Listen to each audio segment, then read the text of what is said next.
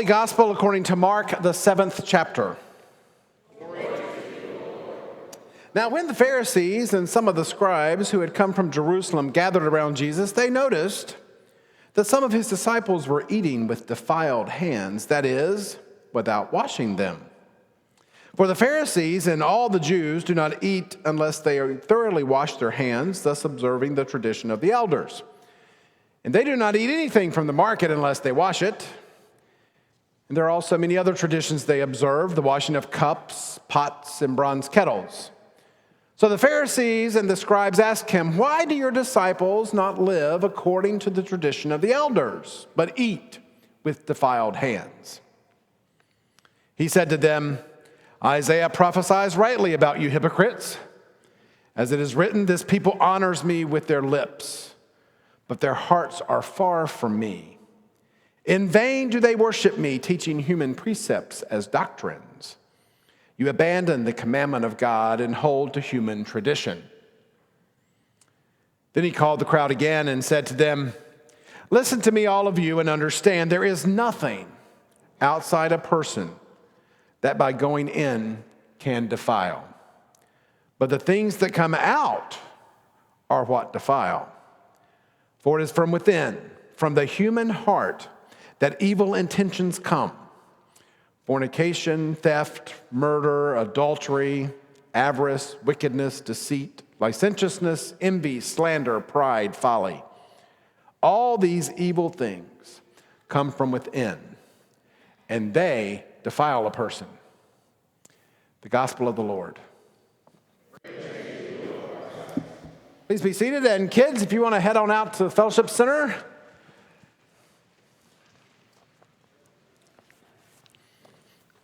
I said this morning, I feel like we need to have a big booming voice. I'll have to get Bishop Nike to do this, right? A big booming voice that kind of, they kind of used to introduce old radio shows or radio programs and TV programs, those serials that we used to listen to. You say something like, "When we last gathered to hear the Gospel of Mark, because it's been a long time since we have heard anything from the Gospel of Mark. We've spent the last 6 weeks, I think, talking about bread. And since it's been a while, I thought I might need to catch you up a little bit."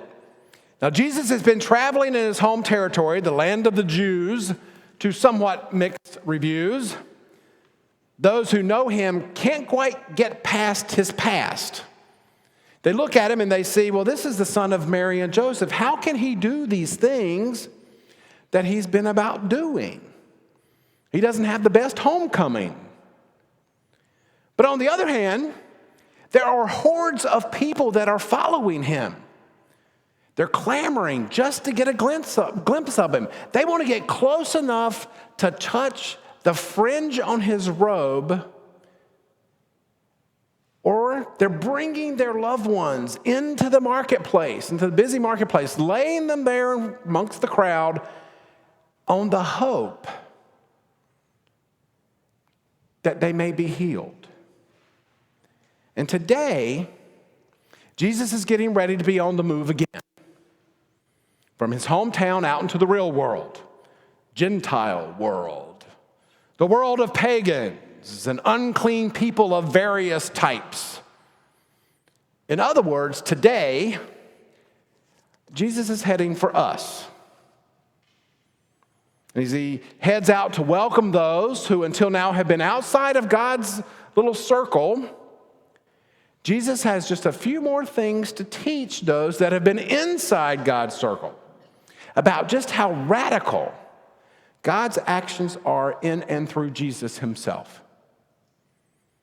In true Jesus fashion, he rocks their world as he asks them to consider that serving God, that worshiping God, is more than rituals and practices and traditions and other human trappings that those already in God's circle undertake in a way to somehow make them more acceptable to God. Now, for many of us, the rhythms of worship, the times that we stand or kneel or sit, when we sing, when we speak, those are all almost second nature. We've grown up with these traditions and these rituals, and we find comfort in them. And if we're not careful, those things, like that whole practice of hand washing to ensure ritualistic cleanliness that was practiced by those questioning Pharisees, ends up becoming more important than their original intended purpose. An even bigger risk is that following those things might lead us into some false sense of security. Somehow that we've done something to earn God's love. Now, I didn't grow up Lutheran, if you haven't noticed already. In fact, the very first time I was in a Lutheran congregation was a Christmas Eve. I was about maybe 19, maybe 20, no older than that. And I was there with Nancy and her family. Now, you can just imagine the experience that I had. Now, I'd been in church before, but let me put it to you this way, give you a little context. Until that night, I never knew there was church on Christmas Eve. Okay? And so just imagine I walk into this Lutheran church, and there's all kinds of standing and kneeling, and they're singing from this book, and I'm trying to follow along. It took me forever to figure out that page 89 had absolutely nothing to do with hymn 89. And I can also tell you, I don't remember a thing the pastor said. I was so worried about keeping up and following along that I don't remember anything about what the pastor said or what I said. And I think, but look back at that now and I think, that's kind of sad. The message of all the transformation that God is about through Jesus is completely lost in making my way through the program, through the bulletin. That's the very message that Jesus has been trying to get through to the folks in his hometown and around there, that the kingdom of heaven has now come near. Now, don't get me wrong.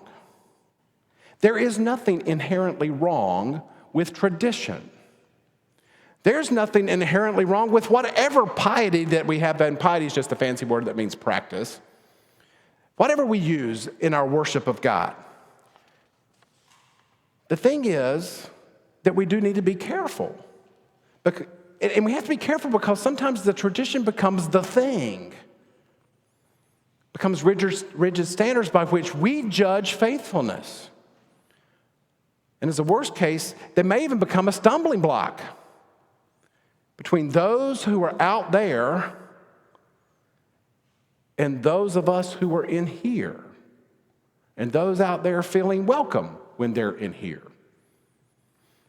Now, you have to understand, what Jesus is teaching to them is really, it isn't about whether the disciples washed their hands before they ate.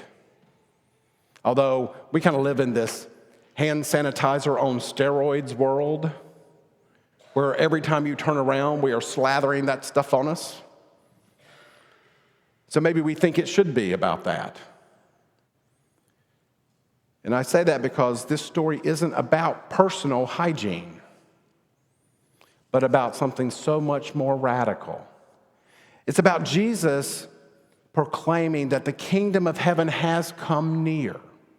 Near to all of those tradition-following Jews, and thankfully, all of us Gentiles. And in and through Jesus, we are shown that all the hand sanitizer in the world can't rid us of what causes us to be separated from God. For today, we'll call that sin.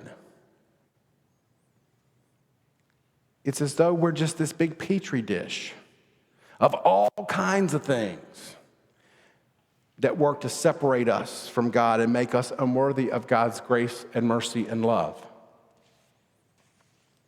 And all the posturing and all the piety and all the traditions that we might observe in an attempt to tell the world that somehow we're different than those people, those things don't really make a difference at all. But there is something that does make a difference. And what makes the difference is that despite our inner deceitfulness, God still sees worth in us. What makes the difference is that what shows us that this kingdom of heaven Jesus is always talking about coming near is that in Jesus,